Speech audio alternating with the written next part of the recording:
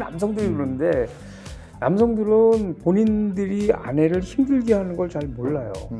본인이 피해자인 줄 알아요. 그리고 자꾸 이걸 안 들으려고 하고 듣지 않으려고 하는 그 상처가 계속 해결되지 않고 나이 들어까지 오면은 어느 순간에 이게 이제 이혼으로 가게 되는 경우가 많죠. 많은 경우 여성들인 경우는 젊었을 때 남성들의 사랑을 적게 받아서 교류가 적어서 상처받는 경우가 많아요, 여성들이요. 여성들이 얘기하는 교류라는 게 뭐냐면 그냥 나하고 누군가하고 소통하는 거예요. 그렇죠. 말이 소통이 됐든 같은 장면을 보든 여행을 같이 가든 같은 산보를 하든 뭔가를 같이 경험하든 이런 걸 여성들은 되게 좋아하는데 남성들은 그게 무슨 뜻인지는 모르죠.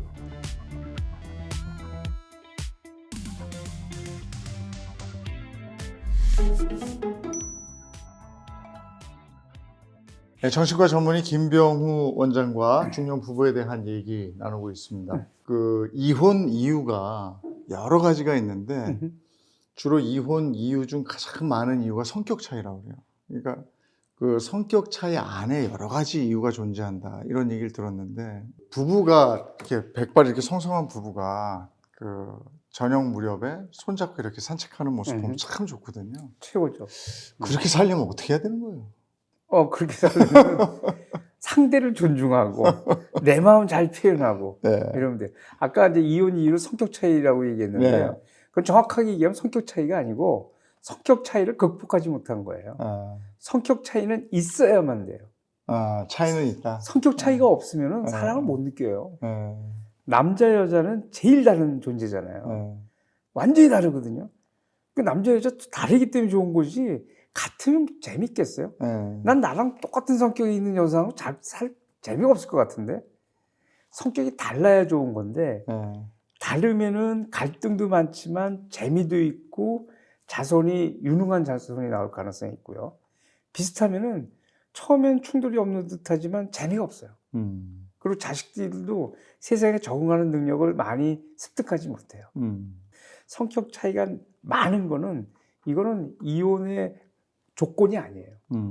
성격 차이가 많을수록 좋은데 적은 성격 차이도 조정을 못해요. 이거 왜 그런지 알아요?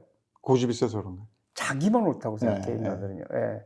모든 인간은 자기가 옳다고 생각해요. 그래서 성격 차이를 싸우는 부부가 있다면 네. 꼭 알아둬야 될 게 뭐냐면 이런 거예요. 본인이 옳아요.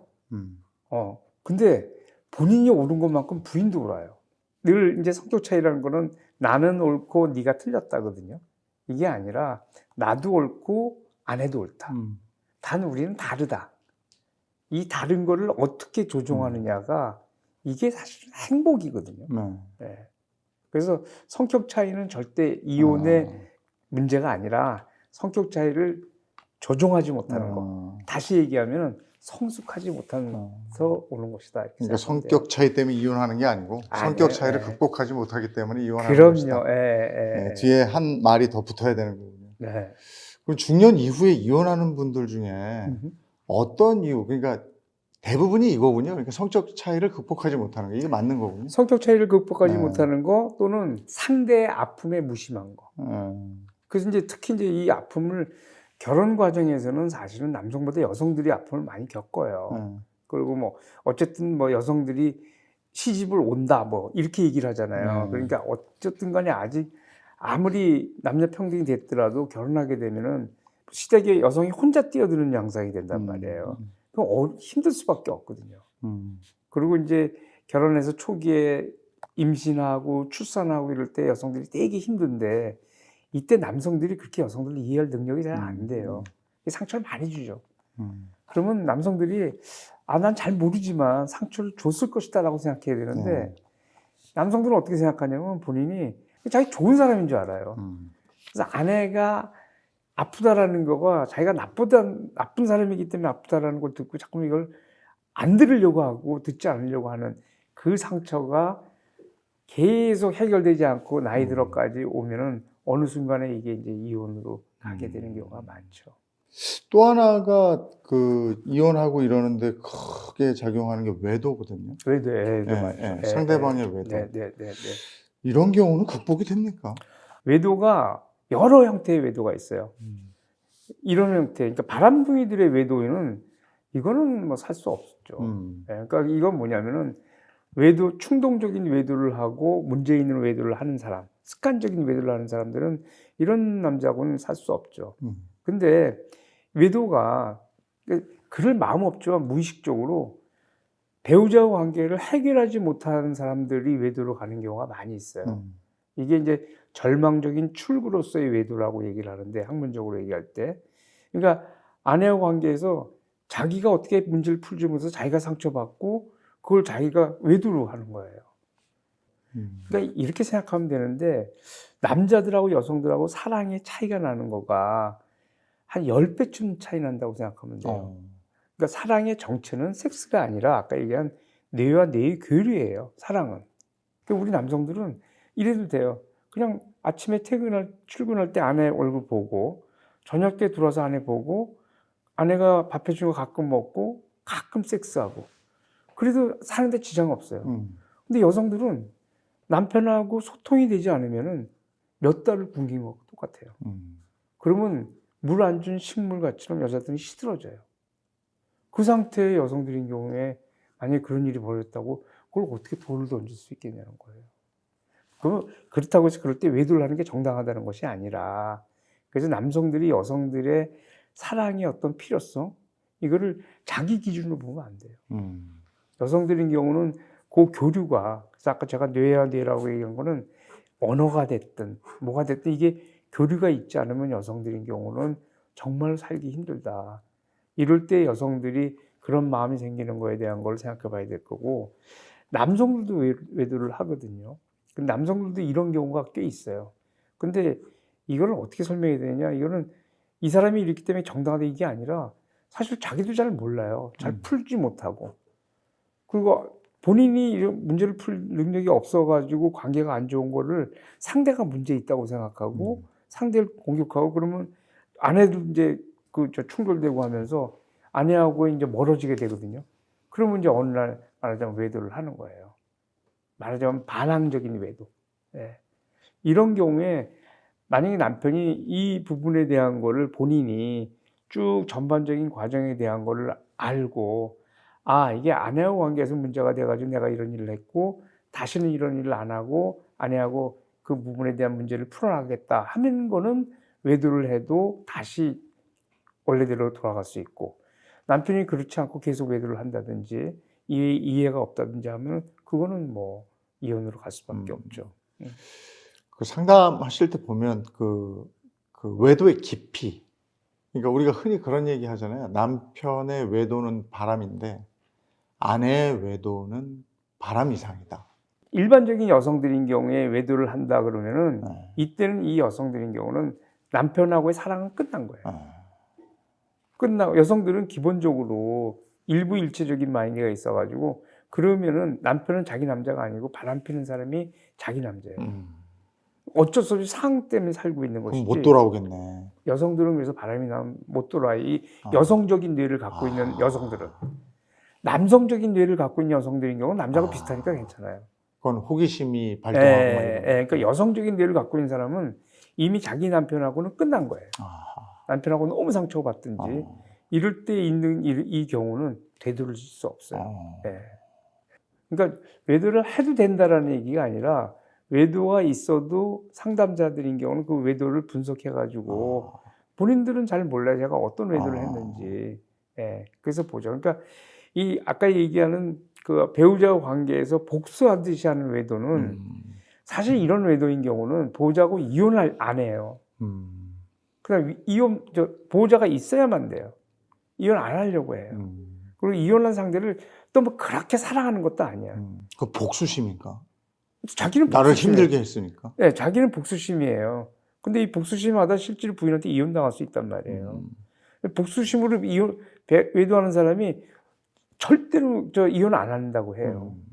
근데 뭐 이혼 안 한다고 해서 본인이 이혼 안 한다고 해서 이혼하는 게 아니잖아요. 그래서 남성들은 우리가 볼 때는 철없이 남성들인 경우에 여자가 많으면 좋을 것이다라고 하는데, 저는 뭐 강의할 때 그런 얘기 많이 하는데, 외도를 해보면 알 수 있는데 그 외도가 얼마나 고통스러운지를 한번 당해봐야 돼요.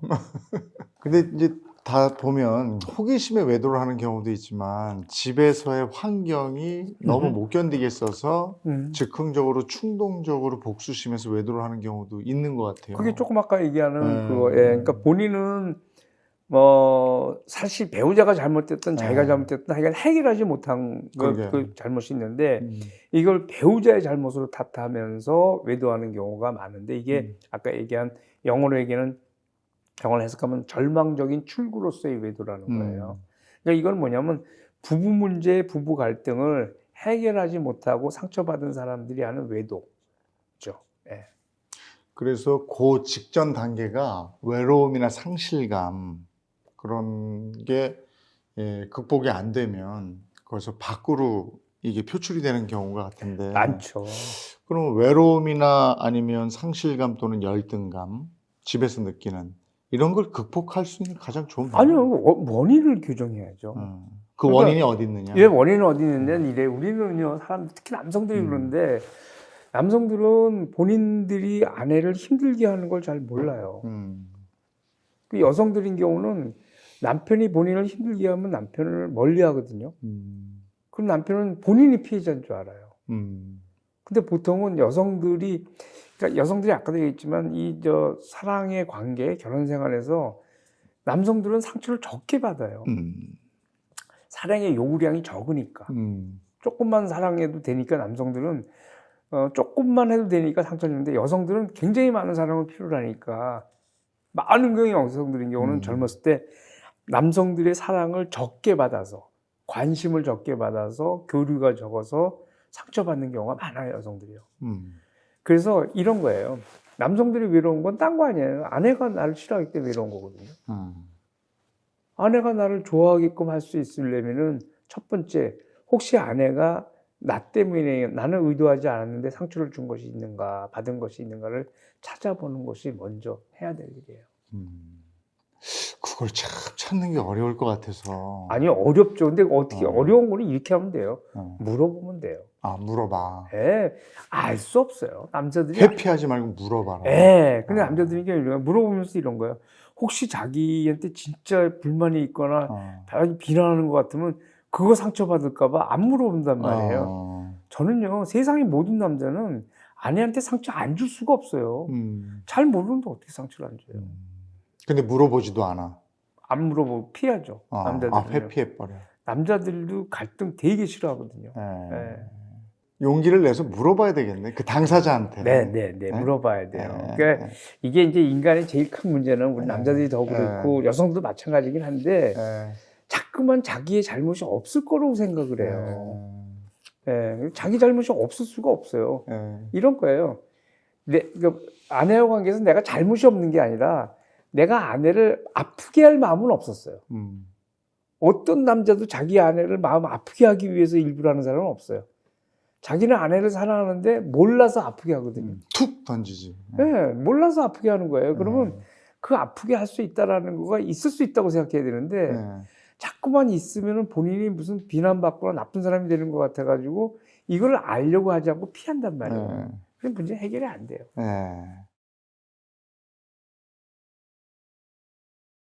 별것도 아닌 일 같은데 버락 화를 내고 특히나 또 아이들한테 소리 지르고 그리고 막 갑자기 덥다고 한겨울에도 밖에 나가서 확 부채질하고 있고 저 사람이 이상하네 이렇게 되는 거거든요. 이거 어떻게 이해해야 됩니까? 근데 그게 사실 여성들은 젊었을 때부터 있어요. 젊어서도 있어요? 네. 그게 월근종 증후군이에요. 맨스가 끝날 때쯤에는 여성 호르몬이 떨어지면서 그때 감정적인 불안정이 있거든요. 그래서 사실 부인들하고 그렇게 한 달에 한 번씩 그게 있었어요. 근데 이제 갱년기 때는 그때는 좀 지나면 회복이 되는데 회복되지 않고 길게 가는 그런 여성 호르몬의 떨어짐에 의한 정서적인 변화가 오는 거죠. 그러니까 그때는 그건 어쩔 수 없다라는 사실부터 받아들여야 돼요. 그리고 또 하나가 이양하고 살았는데 요때쯤 되면 이군하고 사는 것 같은 느낌. 그렇죠.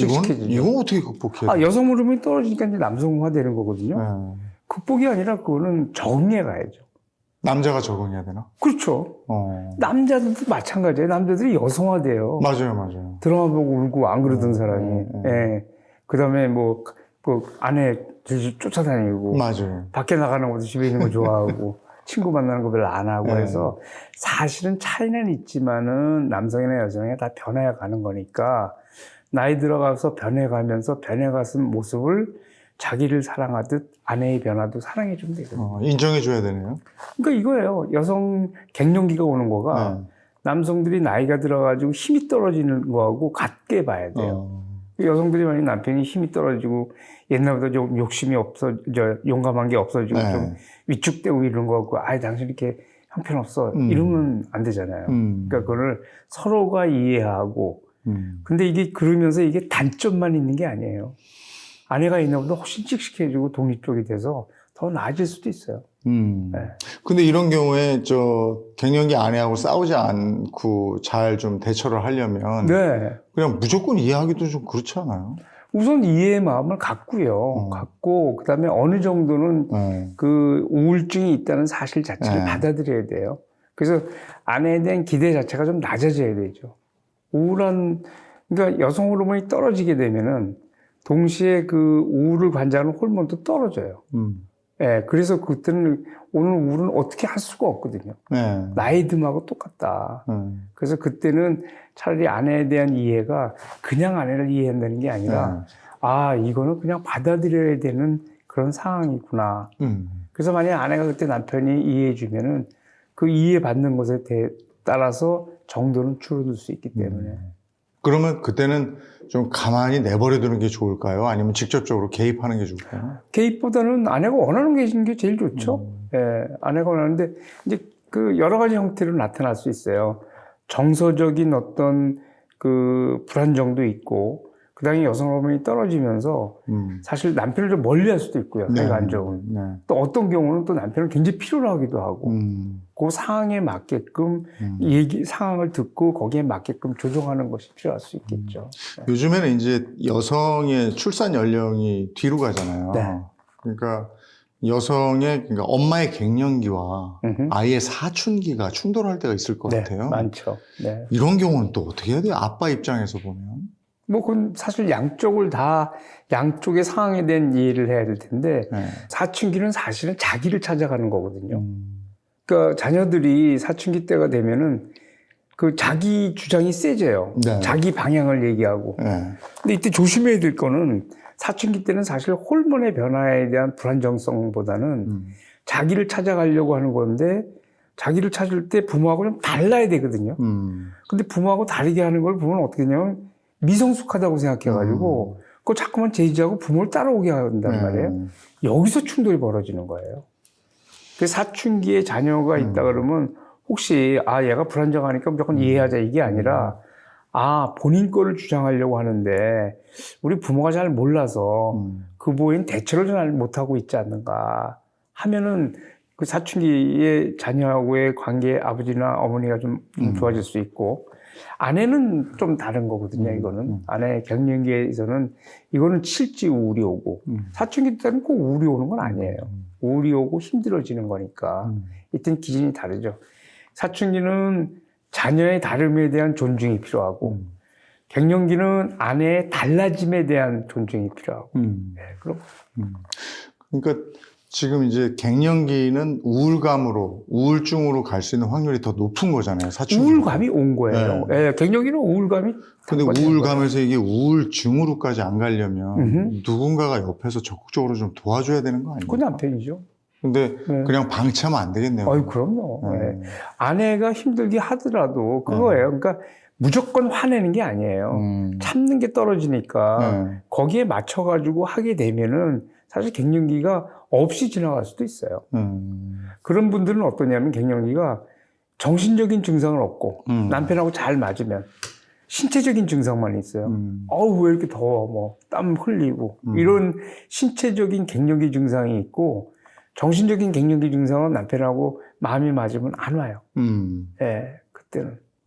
반대로 남자들도 우울감을 느끼고 자기의 존재감이 없어지는 듯한 느낌을 받게 되면 상당히 우울하잖아요. 그럼요. 그리고 네. 이제 스스로 왜소해지는 것 같고, 그럼요. 막 이렇게 네. 계속 침잠되고 막 이러는데, 네. 이럴 때 아내는 어떻게 도와줘요? 아니, 아내가 그런 남편을 인정해주고 사랑해주면 돼요.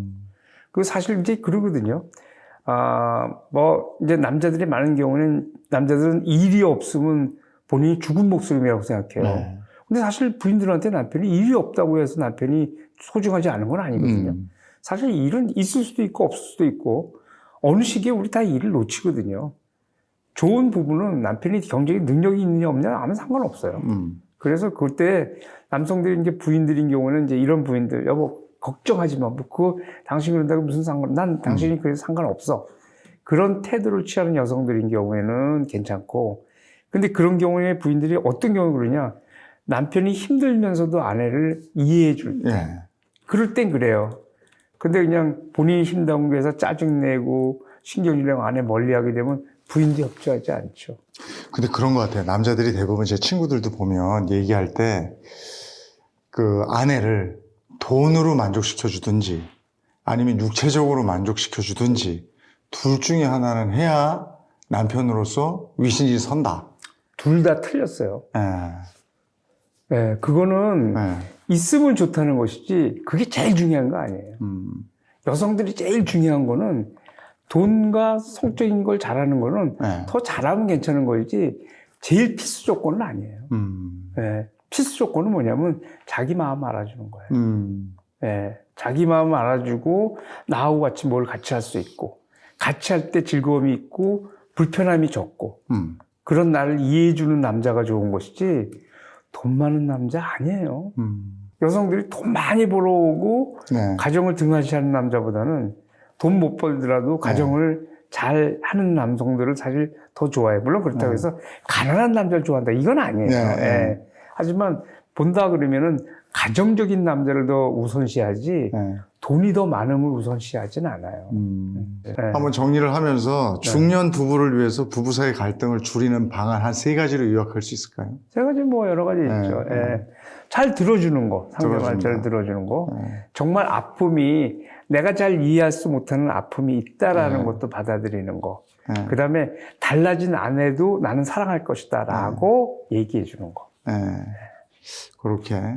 근데 어쨌든 이렇게 가다가 하나로 딱 되네요. 서로 이해해야 된다는 거네요. 그러니까 제일 중요한 게 사랑이거든요. 그러니까 이게 부부라는 건 뭐냐면은 우리 인간은 어떻게 되어 있냐면은 인간은 혼자 존재할 수가 없어요. 인간은 누군가하고 교류를 해야 돼요. 그러니까 인간의 어떤 긍정적인 감정은 누군가하고 내 뇌가 통하듯이 교류할 때 인간은 거기에서 안정감 있고 행복감을 느끼거든요. 그러니까 그거를 제일 많이 할 수 있는 상대가 사실 배우자란 말이에요. 근데 남자들인 경우는 그 교류의 필요성을 잘 몰라요. 그리고 아까 얘기하듯이 섹스를 잘하면 되는 줄 알아요. 섹스는 깊은 교류보다는 훨씬 저차원적인 거예요. 그래서 특히나 또 나이가 들거나 하게 되면은 성적인 부분은 이제 떨어지게 되거든요. 서로 성적인 욕구가 떨어지는데 그럼 그때 부부관계를 못하면 남편을 여성들이 싫어하느냐? 그거 상관없어요. 물론 뭐 섹스를 잘하면은 나아질 수 있지만 아까도 얘기했지만 갱년기가 되고 여성 호르몬이 떨어지게 되면은 섹스를 남편이 하자고 하는 것도 힘들거든요. 제일 좋은 거는 교류. 교류를 통한 뇌의 행복감. 누군가가 나를 이해해주는 사람이 있고 나하고 같이 있을 때 내가 되게 편하게 지낼 수 있다는 사람이 있다는 거. 어려운 거 아니거든요. 불편하지 않고 같이 있으면 서로 좋은 것 같은 느낌. 얘기가 서로 잘 통하고 같이 뭘 하는 걸 갖다가 서로 잘 조정해서 할 수 있는 대상이 있다는 거. 이거 어마어마한 행복이죠. 박사님이 워낙 방송에서 이 얘기를 많이 해가지고 이제 교육이 좀 된 것 같아. 이미 50대부터 기어서 들어가더라고. 그래도 이제 문제가 있는데 어떻게 하면 좋을까요? 여성들이 얘기하는 교류라는 게 뭐냐면 그냥 나하고 누군가하고 소통하는 거예요. 그렇죠. 말이 소통이 됐든 같은 장면을 보든 여행을 같이 가든 같은 산보를 하든 뭔가를 같이 경험하든 이런 걸 여성들은 되게 좋아하는데 남성들은 그게 무슨 뜻인지 잘 모르죠. 아니 이제 일이 있으니까 일을 하죠. 쉬는 시간에도 네. 이거 교류 잘 못해요. 혼자 뭐 이렇게 유튜브 보거나 아내랑 같이 있으면은 뭔가 안 좋을 거라고 생각해가 자꾸 혼자 있으려고 하고 불안하니까 그렇지. 혼나니까. 혼나니까. 그러니까 그 처음부터 만들지 못했기 때문에. 그러니까 어떻게 하면 그게 이제 혼이 안 나게 나는 뭐 그냥 손잡고 걷기만 해도 돼요. 은퇴한 다음에. 이러는데? 부인이? 예. 아니 근데 처음에 이러지만 보면 알겠지만 점점 약해져요 하면은. 아, 여성들이 싫어할 리가 없거든. 예. 근데 그 만약에 부인이 계속 털면은 나랑 같이 있을 때 나 때문에 뭐가 불편한 게 있는 거예요, 여성이. 오늘 이 시점부터 지금부터는 만들면 무조건 돼요. 손을 잡아. 잡고 걷자고 해. 팽개치면. 팽개치도 그럼 다시 한 번 또 잡고. 과거에 쌓인 기억 때문에 그럴 거예요. 그렇죠. 근데 요즘에 나랑 같이 지내면서 불편한 게 뭐야? 얘기를 물어보는 거야. 과거 얘기를 일단 접어놓고 요즘이라는 걸 지금 나랑 있는 게 불편한 게 지금 뭐야? 내가 일할 때 당신이 힘든 건 뭐지? 이렇게. 그러면 이제 무슨 대답이 있을 거고 네, 거기에 대해서 응대를 하면서 거기서부터 이제 차곡차곡 올라가는 거예요. 거기서부터. 바닥부터. 네, 그러면 나중에는 두 사람이 같이 있어서 교류를 하는 거가 이게 간단한 게 아니거든요. 이게 조금씩 두 사람이 교류에 대한 것이 만들어지게 돼요. 그러면 이걸 굉장히 좋아하게 되죠, 여성들은. 아, 인턴 새로 시작하는 마음으로 해야 되겠구나. 그렇지. 우리 인턴 때 딱 하면 2년차 눈치 보고 오케이. 스태프쌤들 눈치 보면서 어떻게 해야 되나를 이렇게 그게 돈이 걸리고 그러면 그게 되는데 돈 벌어서 갖다 주는 부인한테는 그게 잘 안 돼요. 아니, 근데 나중에 알게 되면 알겠지만 이게 남성들도 좋아해요. 나중에는 남성들이 좋아하고 실제로 아내가 이걸 안 하면은 남자 쪽에서 이걸 불편해 여겨요. 그래서 이거는 그냥 모든 인간, 포유류 이상의 모든 동물들은 똑같아요. 교류를 하면 다 좋아해요. 그 여성들의 불만이라는 거는 그거거든. 여성들이 원하는 것만큼에 들어오지 않으면은 여성들은 상처받는 거예요. 쉽게 얘기하면 여성들한테는 네. 아까 얘기한 교류, 사랑 이게 남성들의 밥하고 똑같다고 생각하면 돼요. 남자들이 밥을 일정 부분 먹어야 일을 하는 것처럼 여성들은 사랑의 교류가 있어야 살 수 있어요. 감정을 유지할 수 있거든.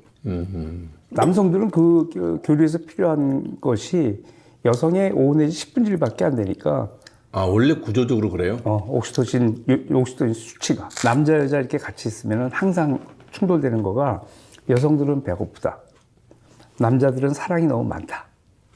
너무 과도하게 내 일에 관여하고 나를 알려고 하고 뭐 연락해달라고 하고 이게 이제 남성들이 힘든 거고 여성들인 경우는 사랑이 안 들어오니까 늘 허기진 상태. 그래서 자식들한테 부모가 사랑의 표현이라 그러면서 잔소리를 많이 하잖아요. 그럼 애는 화가 나나 봐. 어마어마하게 화나는데 그게 뭐냐면은 이런 거예요. 그 분노는 뭐냐면 분노가 원래 타인을 향하는데 자기를 향한 분노가 있어요. 왜요?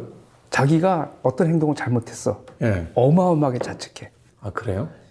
이거는 뭐냐면 동물들 같은 경우는 내가 일로 가야 될 걸 일로 가가지고 목숨 잃는 거하고 똑같은 거예요. 아. 그래서 어마어마한 분노가 나와, 자기한테. 근데 자식한테는 뭐냐면 이 분노가 자기가 제일 사랑하는 사람들한테 나와요. 아니, 자식한테는 이게 부모는 분노해서 뭐라 그러진 않잖아요. 네가 잘 되라고 이제. 아니야, 분노야. 이렇게 얘기를 해요. 너 그래가지고 너 앞으로 먹고 살 수 있겠어? 그러니까 너 뭐 해서 먹고 살래? 넌 거지 같은 삶을 살 거야. 그렇죠. 네. 어떻게 부모가 얘기했는데 그렇게 말을 안 들을 수 있니? 그렇죠. 이런단 말이에요. 그게 뭐가 분노예요? 이게 분노거든. 애들은 이런 얘기를 들을 때마다 네. 버려지는 것 같이 느껴지고, 그리고 그 얘기할 때 부모가 실실 웃으면서 하지 않거든. 이게 오면은 다 그거예요. 다 부모가 하는 거는 두 가지야. 본인 뜻대로 하려고 개입하거나, 아니면 안 된다고 혼을 내거나. 그 선생님 얘기 들으면 부부의 문제가 생기면 대부분 남편의 문제가 있고 부자지간의 문제가 생기면 대개 아버지 쪽에 문제가 있고 대한민국의 아빠 남편들은 다 문제가 있는 거예요. 왜 그러냐면은 네. 아빠나 남편들이 감정에 대한 걸 좀 잘 몰라요. 그래서 감정을 몰라서 이건 어쩔 수가 없어. 뭐냐면은 이런 거예요. 남자들은 전쟁 나가서 싸울 때 적군의 마음 같은 건 잘 알아요. 그래야 내가 이기지. 그렇지. 네. 장사할 때 상대의 마음 같은 거 기가 막힐 거예요. 그래야 내가 돈 네. 이익을 남기고 팔지. 근데 뭘 하냐면 가족 내 친밀한 관계에 대한 거는 잘 몰라요. 그건 내가 벌어서 먹여주면 되니까. 그렇게 생각한단 말이에요. 근데 진짜 중요한 행복은 여기서 나오는 거거든. 진짜 행복은 여기서 나온단 말이에요. 반성합시다. 어떡합니까? 뭐 많이 벌어서 생기는 일이니 또 시대에 맞춰서 우리가 변해야죠. 뭐. 그래, 맞아요. 그러면 그 시어머니하고 며느리의 관계 때문에 생기는 분노를 시어머니랑 멱살잡이라고 드잡이를 하지 왜 남편한테 풀어요? 왜 그러냐면 여성들인 경우는 실제로 시어머니한테 당한 상처가 어머니 때문에 받은 상처도 있지만 실제로 그때 남편의 태도 때문에 아파요. 네. 이게 그냥 마음에 안 들어. 세상의 모든 건 남자가 잘못했대. 아니야. 여기서는 며느리, 내 아내한테 어머님이 그랬으면은 이 어머님이 아들한테도 잘못한 거예요, 사실은. 그러니까 며느리한테 이렇게 막 하는 부분 같으면은 어린 아이한테도 그랬을 거거든요. 당연히 그랬겠죠. 예. 그럼 그때 이제 상처인데 이거를 아이들이 부모 관계에서 받은 상처를 보통 다 억압하고 의식에 지워버려요. 그래 살지. 그래 살지.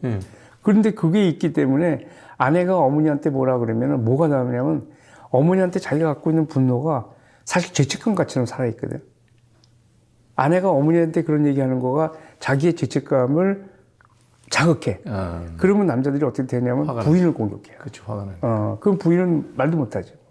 그럼 여러 형태가 있지만은 결국 여성들이 중요한 거는 이거잖아요. 우리 어머니가 정말 너한테 이렇게 잘못했다 그러면은 나한테도 그것도 예전에 한 것도 있고 하면 나는 어머니가 이걸 하는 동안 너를 보호하겠어. 이렇게 남편이 태도를 갖춘다면은 아무 문제 안 돼요. 그렇죠. 예. 근데 그러지 않고 어머니 눈치를 아직도 보고 있으니까 요번 추석만 가면 안 돼? 우리 다 잘못했지만 그래도 요번 추석만 갔다 오자. 부당한 엄마의 요구를 계속 같이 들어주라고 이제. 예. 야, 엄마 이제 돌아가실 날이 얼마 몇 번 남았는데 있겠어. 우리 가서. 얼마 남았는데가 60여 때 시작해갖고 90여도 안 끝나. 그러니까 이제 여성들이 미치는 거가 뭐냐면 다 그거잖아요. 우리 남편이 나를 독점적으로 제일 사랑해야 되는데 어머니한테 꼼짝 못한다는 생각을 못하고 이 남자는 자기 엄마만 생각해. 그러니까 이제 효자랑 결혼하지 말라는 얘기다. 네, 그러니까 이제 이 부인인 경우는 못 견디죠. 여성들인 경우는 그걸. 이거는 남자들이 반성해야 될 것 같은데 제가 제 사이를 보면 그런 생각이 꼭 들지도 않아요. 아유 불쌍한 놈. 이런 생각이 먼저 들어요.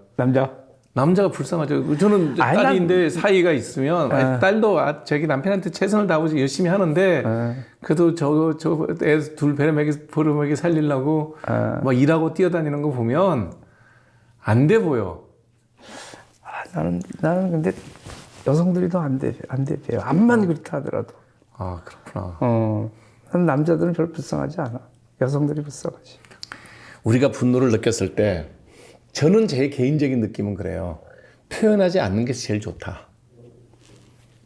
관계를 유지할 때. 부부관계라든지 가족관계라면 다음번에 똑같은 일이 벌어지지 않으면 그냥 계속 묻어놓는 게 최선이라고 생각하고 제가 살아온 방식이에요. 분노는 왜 있느냐? 그 좋은 관계를 좋게 만드는, 좋은 관계가 무너진 거를 좋게 하기 위해서 작동된다라고 생각한다면 이 분노를 어떻게 할 것이냐? 분노가 주는 메시지는 관계에 뭐가 잘못된 게 있으니까 이거 수정하시오. 내가 볼 땐 그거가 분노의 원래 기능이란 말이에요. 그럼 그 수정하면 되거든. 그러니까 분노를 가지고 행동으로 표현하고 격한 말로 표현해서 이렇게 분쟁으로 키우는 게 아니라 그렇지. 이걸 잘 전달을 해서 상대가 나에 대한 행동을 변화시킬 수 있는 그런 정도의 분노의 표현이 인간관계에 제일 좋겠네요. 좋다. 그러니까 이게 뭐냐면 화가 나면 사람들은 다 어느 정도 되면 원초적인 분노 같은 거 나오거든. 죽여버리겠어. 절대 안 만나. 너 같은 건 처단돼야 돼. 뭐 이제 이런 것들 많이 쓴단 말이에요. 그거는 같은 편한테 할 게 아니란 말이에요. 적군한테 할 얘기. 적한테 할 거거든. 그러니까 우리 인간 사회에서는 같은 편한테도 우리 실제 생각은 적한테 하는 것과 같은 분노를 많이 해요. 그냥 분노를 표현하는 방법을 1단계, 2단계로 나눠서 그럼. 우리가 분노를 우리 편, 나랑 가까이 지내야 될 사람, 내가 좋아하는 사람한테 분노 표현은 요 앞에 요 두 번째 단계까지만 표현하고 1단계는 묻어놔야 되겠군요. 그럼 나중에는 이것도 필요하다고 얘기하는 게 인간 삶이 어떻게 될지 모르니까. 그렇죠. 뭐 전쟁 지금 얘기하는 것처럼 또 뭐 외부에 뭐 강도가 들어왔다. 이럴 때는 그걸 써야 되니까 늘 그걸 대비하고 있어야 되지만 사랑하는 사람들의 관계에서는 아마 잘 안 될 거예요. 일반인들이 안 되더라도 이런 의미로 좀 많이 가봅시다라는 의미로 쓴 거예요. 그러니까 분노를 결국은 조절해서 표현할 줄 알아야 돼요. 그럼 분노는 우리한테 굉장히 필요한 거고 우리한테 방향을 제시하는 것이다. 제가 이 채널을 보는 우리 시청자분들한테 당부드리겠습니다. 남자들은 여러분들이 남편이죠. 여러분들이 남편한테 분노를 표현하실 때 조절해서 이렇게 반만 하십시오. 반만. 예. 분노의 양이 이만이면 요만큼만 표현하면 남자들이 대부분 다 가족을 사랑하기 때문에 그 분노만 딱 받으면 시그널을 보고 변화를 하죠. 변하려고 노력하죠. 안 변하면 예, 갈라서세요.